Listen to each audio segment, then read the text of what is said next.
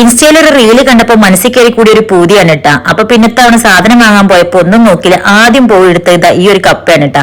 പല നാട്ടിൽ ഈ സംഭവത്തിന് പല പേരായിരിക്കും പറയില്ലട്ടാ. ചിലടത്ത് കപ്പപ്പൂള പറയും, ചിലർ കപ്പ പറയും, വേറെ എന്തൊക്കെ പേരോട് പറഞ്ഞത് കേൾക്കാം. അപ്പൊ നിങ്ങളുടെ നാട്ടിലൊക്കെ ഈ കപ്പക്ക് എന്താണ് പറയാന്നുള്ളതും കൂടി പറയാം. ചിലർ മരച്ചീനി എന്നൊക്കെ പറയും തോന്നുന്നു അല്ലെ. നിങ്ങളുടെ നാട്ടിൽ എന്താണ് പറയാന്നുള്ളതും കൂടി പറ്റുന്ന ചില കമന്റുകളിൽ പറയോണ്ടിട്ടാ.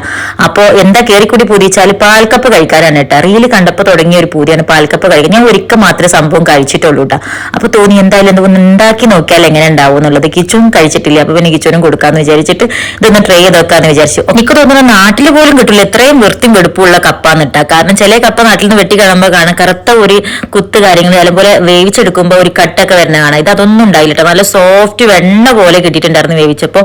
പിന്നെ അതില് നമുക്ക് ചെറിയ ഉള്ളിയും അതുപോലെ പച്ചമുളകും ചേർത്ത് അരച്ചെടുത്ത് പേസ്റ്റും ചേർത്ത് പിന്നെ നന്നായിട്ടൊന്ന് ഇളക്കി മിക്സ് ആക്കിയതിന് ശേഷം തേങ്ങയുടെ 2ാം പാൽ ആദ്യം, അത് കഴിഞ്ഞിട്ടൊന്ന് മിക്സ് ചെയ്തിട്ട് 1ാം പാൽ 2ാമത് ഒഴിച്ച് നല്ല വെണ്ണ പോലെയുള്ള കപ്പ റെഡിയാക്കി കിട്ടിയിട്ടുണ്ട് കേട്ടോ. പിന്നെ സ്ഥിരം പരിപാടി തന്നെ, വെളിച്ചെണ്ണയിൽ കടുകിട്ട് പൊട്ടിയതിന് ശേഷം വറ്റൽ മുളകും കറിവേപ്പിലും കൂടി ഇട്ട് താളിച്ചെടുത്തിട്ട് അതും കൂടി കപ്പയുടെ മുകളിൽ ഒഴിച്ച് കഴിഞ്ഞ സംഭവം സെറ്റായി. പൊറാട്ടയ്ക്കാണെങ്കിലും കപ്പയ്ക്കാണെങ്കിലും ബീഫില്ലാതെ നമ്മളെ മലയാളികൾക്ക് എന്ത് ആഘോഷമാണല്ലേ. അപ്പൊ നല്ല എല്ലക്കുള്ള ബീഫ് നോക്കി വാങ്ങിക്കാണിച്ചാൽ നല്ല അടിപൊളി ടേസ്റ്റ് ആയിരിക്കും കേട്ടോ. അപ്പൊ ബീഫൊക്കെ കഴുകി വൃത്തിയാക്കി അതിലേക്ക് ജീരകം, ഉലുവ, അങ്ങനെ മസാലപ്പൊടികൾ, അകടം പകടം ഐറ്റംസ് ഒക്കെ ചേർത്ത് നന്നായിട്ട് വേവിച്ചെടുക്കണം. പിന്നെ സാധാരണ പോലെ തന്നെ നമ്മുടെ സവാള, ഇഞ്ചി, വെളുത്തുള്ളി, പച്ചമുളക്, കറിവേപ്പില, അങ്ങനെ പല സാധനങ്ങൾ അതിലും ചേർക്കുക. പിന്നെ ബീഫിന്റെ റെസിപ്പി ഒന്നും ആർക്കും പറഞ്ഞു തരേണ്ട ആവശ്യമില്ലല്ലോ അല്ലേ. അപ്പൊ ഒന്നും മാത്രം ശ്രദ്ധിച്ചാൽ മതി. ഒട്ടും വെള്ളം ചേർക്കാണ്ട് ഉണ്ടാക്കി എടുത്താൽ നല്ല അടിപൊളിയായിരിക്കും കേട്ടോ.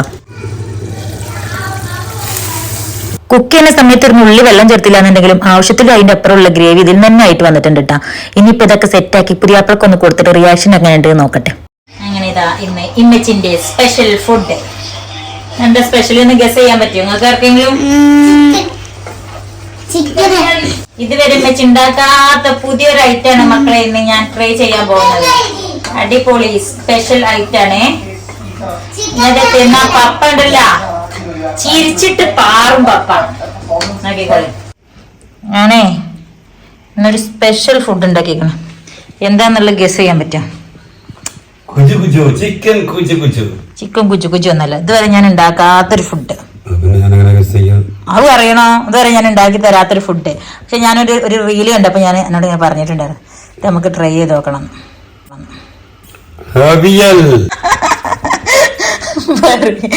അവിയലും സാമ്പാറൊന്നല്ല, ഞാൻ ഉണ്ടാക്കാത്തൊരു ഫുഡ്.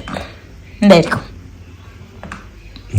നാടൻ ഫുഡാണ്, പക്ഷെ അതിപ്പോ ഒരു വേറെ രീതിക്ക് അപ്ഡേറ്റ്